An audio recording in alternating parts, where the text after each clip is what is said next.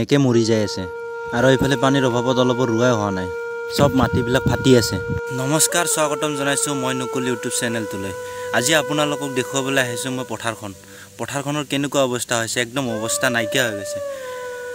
য'ত পানীৰ একদম অভাৱ হৈছে মাটি ফাটি ফাটি অৱস্থা নোহোৱা হৈ গৈছে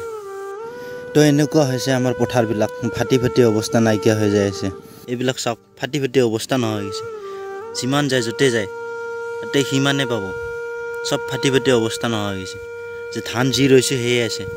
ধান একো বাঢ়িব পৰা নাই কি হ'ব অৱস্থা এনেকুৱা হ'লে পানীৰ অভাৱত এইবাৰ খেতিবোৰ গোটেই নষ্ট হৈছে পানীৰ অভাৱত খেতি কৰিব পৰা নাই পানী নাই কাৰণে এনেকৈ শুকান হৈ পৰি আছে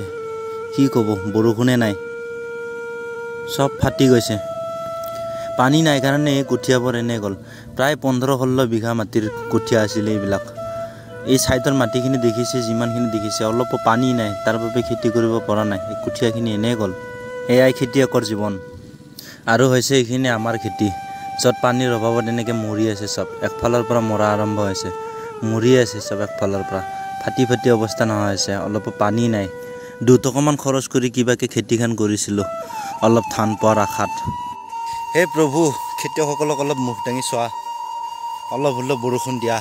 সদায় আমি আশা কৰোঁ একজাক বৰষুণ আহিব সদায় গধূলি হ'লে বতাহ মাৰে অলপ আশা কৰোঁ যে বৰষুণ আহিব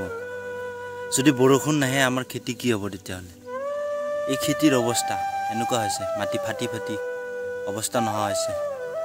য'ত একজাক বৰষুণৰ প্ৰয়োজন এতিয়ালৈকে বৰষুণ নাই